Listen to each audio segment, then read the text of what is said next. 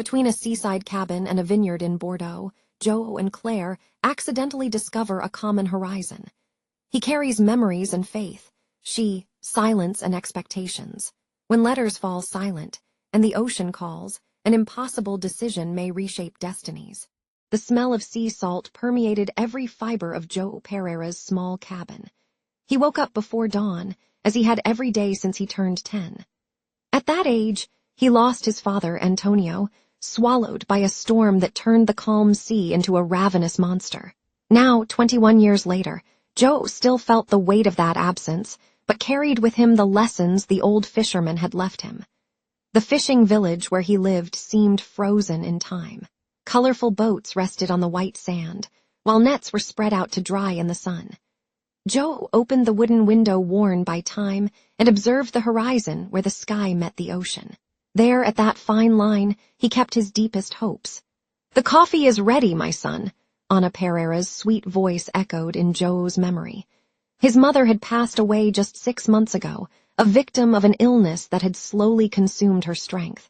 In her last days, while he held her wrinkled hand, she always repeated the same words. "The sea does not take, the sea returns when it is God's will. Never forget that."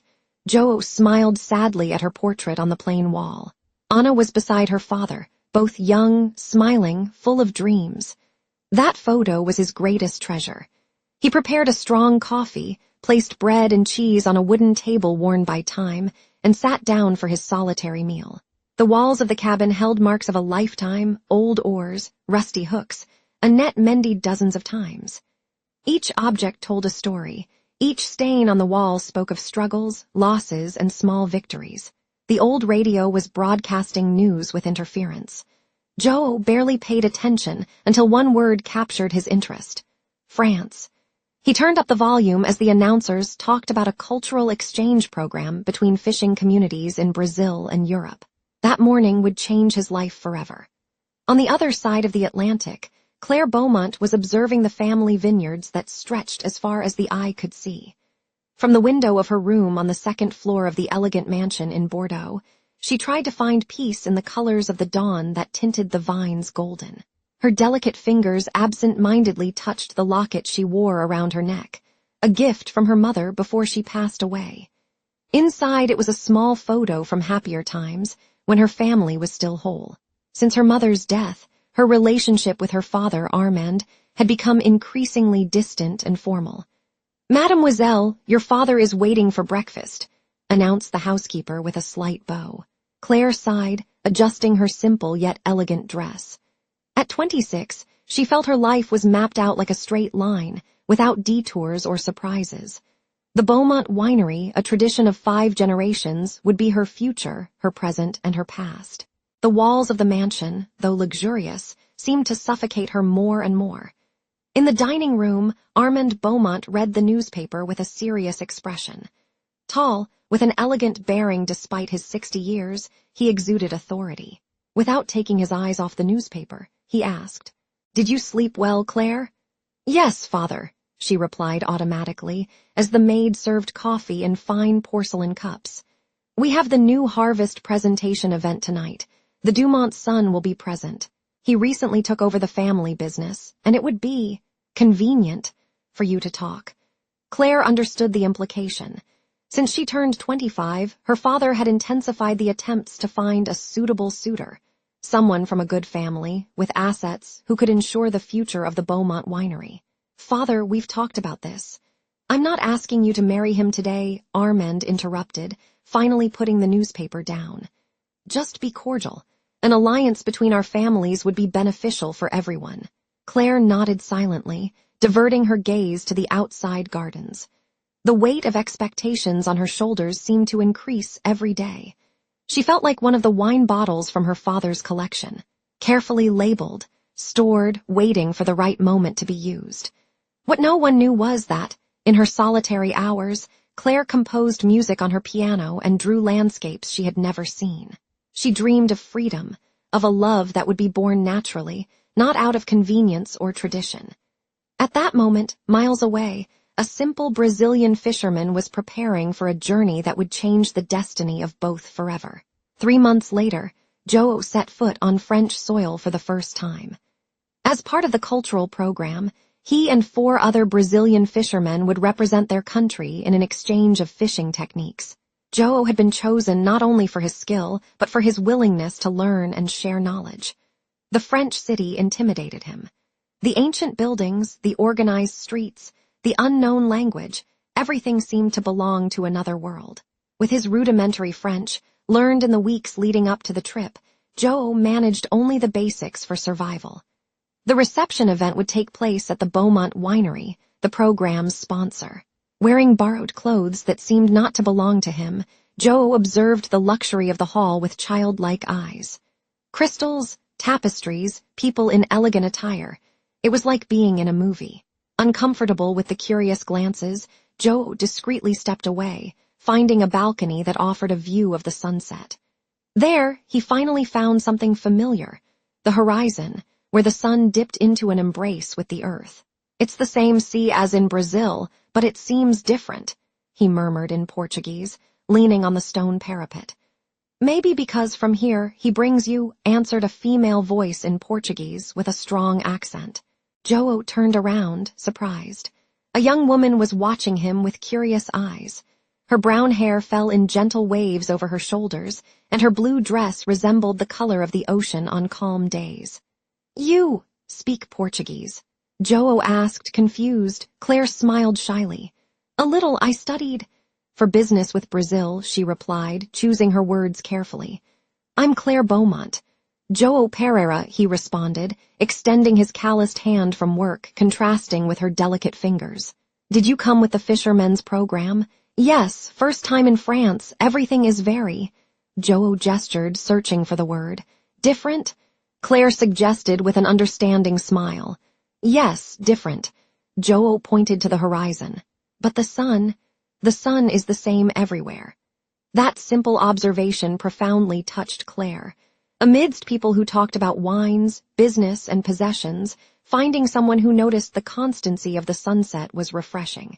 What was supposed to be a brief conversation turned into a refuge for both.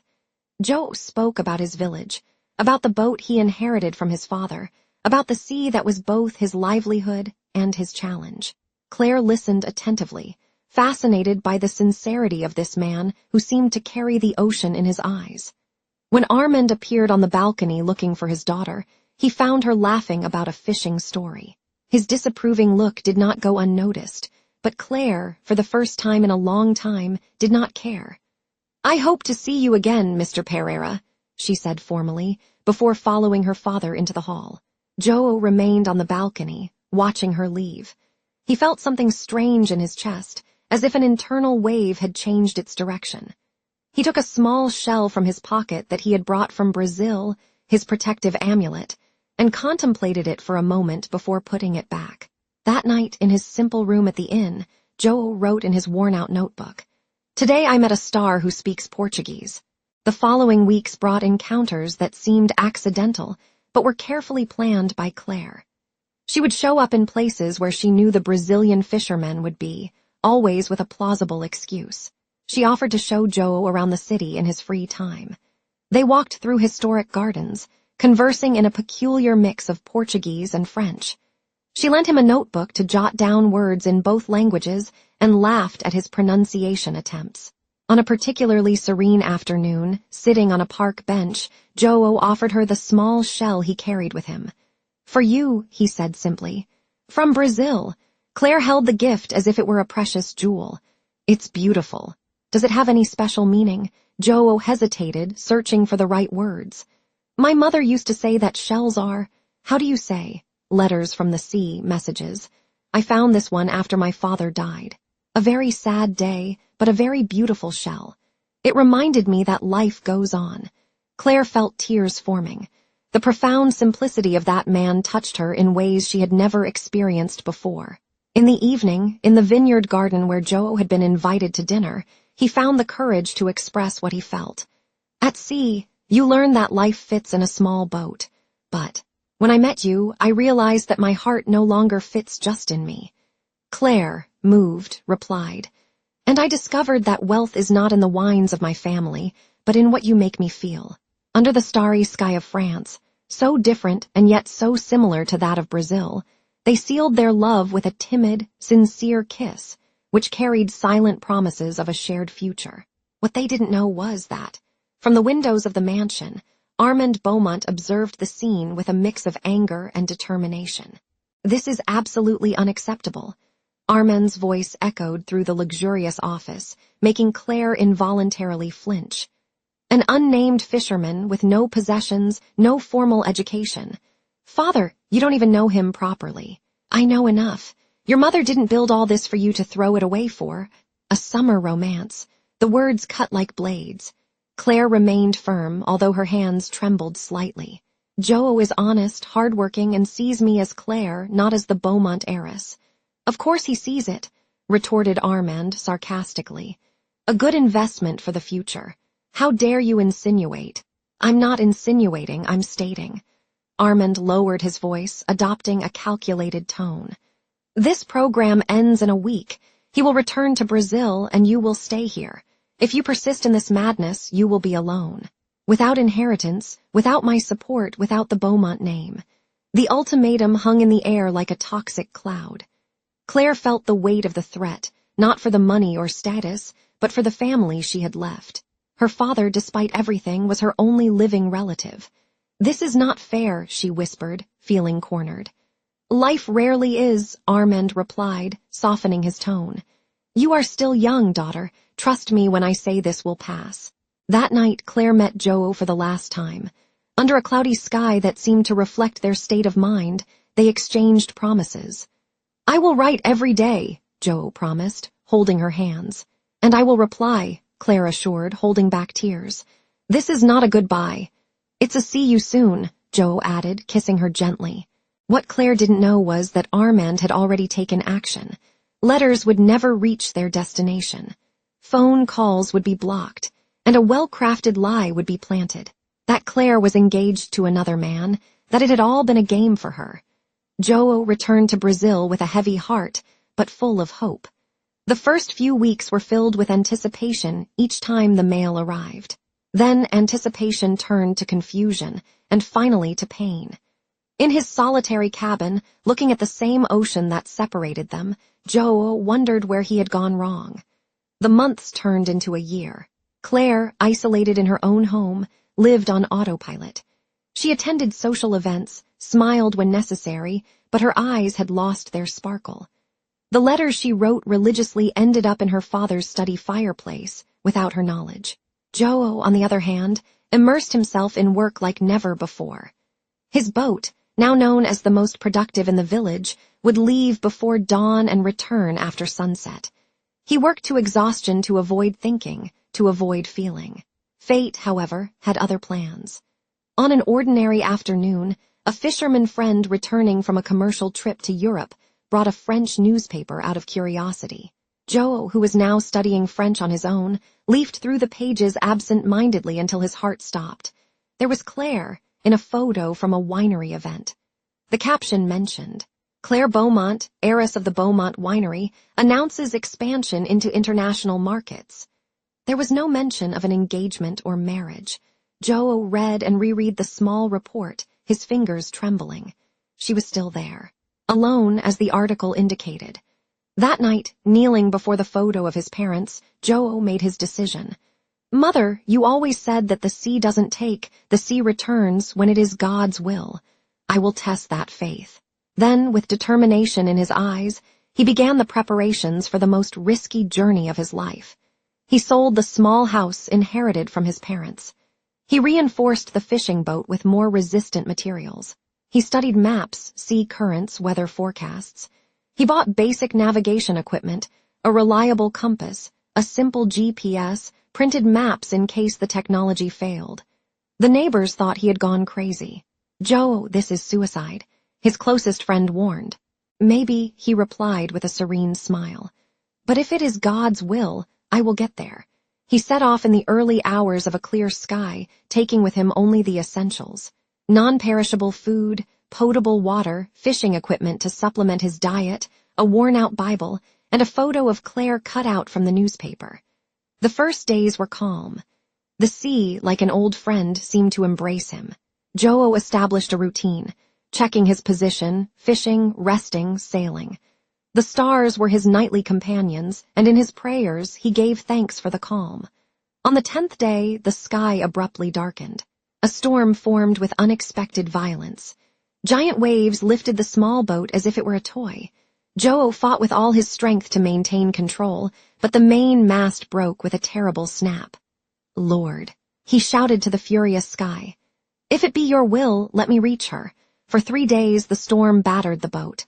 Joe, exhausted, alternated between consciousness and delirium.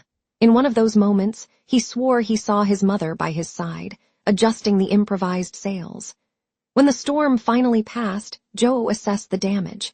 The main mast was broken, the water supply was halved, and the GPS was damaged. Now he navigated almost exclusively by compass and stars, like his ancestors. In the 3rd week, a new challenge arose.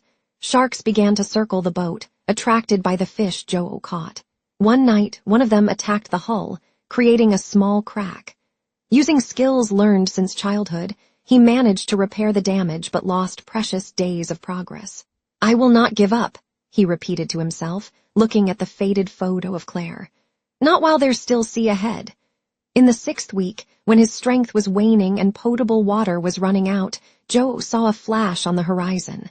Initially, he thought it was a delirium caused by dehydration, but the flash increased. It was a French merchant ship, crossing the Atlantic towards America. With his last bits of strength, Joe ignited an emergency flare. The ship altered its course, approaching the small boat battered by time. "My God!" exclaimed the French captain upon seeing Joe. "How did you get so far alone?" Joe, weary but with a serene smile, responded in his now more fluent French. "For love, monsieur, only for love." The story of the Brazilian fisherman who crossed the Atlantic in a precarious boat for love spread quickly. From the small port city of Brest, where the ship docked, journalists rushed to hear Joe's incredible journey.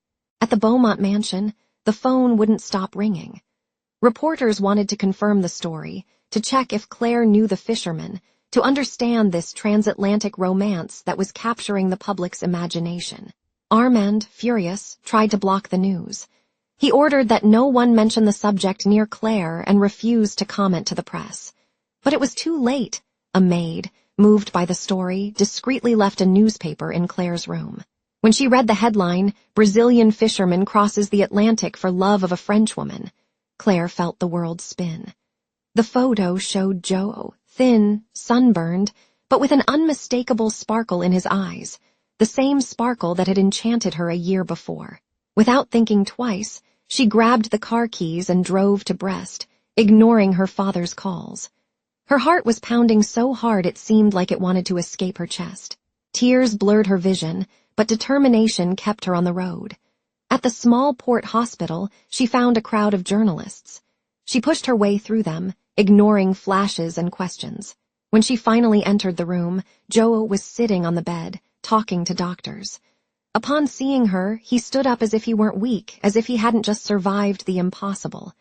"Joe, you really came," Claire whispered, tears now running freely. "The sea didn't take me, Claire. God brought me to you," he replied, opening his arms. She ran to him, hugging him as if afraid it was a dream. The room filled with camera flashes capturing the moment, but for them, the world had disappeared. "I never received your letters," Claire confessed between sobs. "I thought you had forgotten me." "Never," Joe assured, holding her face gently. "I would cross the ocean 1,000 times for you."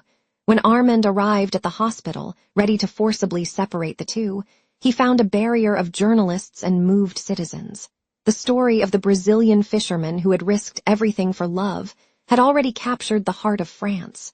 Confronted with public opinion, and more importantly, the genuine happiness in his daughter's eyes, Armand Beaumont finally understood. Some forces are greater than tradition, status, or money. 6 months later, Joe and Claire were married in a small chapel by the seaside, where the waves gently broke on the rocks like natural music. She wore a simple dress, adorned only with the shell he had given her on their first meeting. He wore a light suit, uncomfortable but proud. Armand, still reserved but visibly moved, led his daughter to the altar where Joe waited with tears in his eyes. "Take good care of her," Armand whispered as he placed his daughter's hand in Joe's. "With my life, sir," Joe replied with sincerity that disarmed the old businessman. Claire and Joe divided their time between France and Brazil. With the reluctant but growing support of Armand, Joe established a sustainable fishing cooperative that revolutionized practices in the small village where he was born. Claire, in turn, opened the doors of the vineyard to social projects, using the family's influence for causes she had previously ignored. Above the fireplace of the house they built, not as luxurious as the Beaumont mansion, nor as simple as a fisherman's hut, two objects held a place of honor: a carefully mended fishing net and a crystal glass from the Beaumont vineyard. They were not merely decorations, but symbols of two worlds that came together across an ocean. On nights when the sea was turbulent, Joe would embrace Claire and whisper, "Do you see how the sea roars? It's telling our story to the world."